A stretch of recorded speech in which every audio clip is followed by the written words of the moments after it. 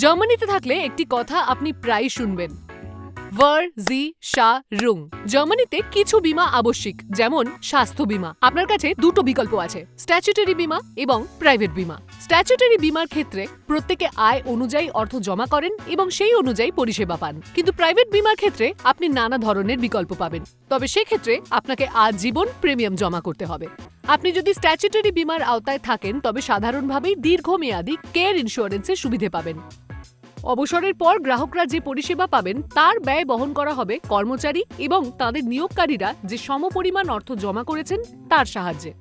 অন্যান্যদের প্রাইভেট বীমার প্রয়োজন। হাফটফ্লিchtversicherung। ভাবুন, আপনি যদি ভুল করে আপনার বন্ধুর দামি ফোন হারিয়ে ফেলেন অথবা আপনার দ্বারা যদি কেউ অনিচ্ছাকৃত আঘাত পায়, তাহলে একটি প্রাইভেট বীমা আপনার অনিচ্ছাকৃত ভুলের কারণে যে অর্থ ব্যয় হবে তা থেকে বাঁচাতে পারবে। জার্মানির আর কোন কোন বীমাগুলো সম্পর্কে আপনি জানেন?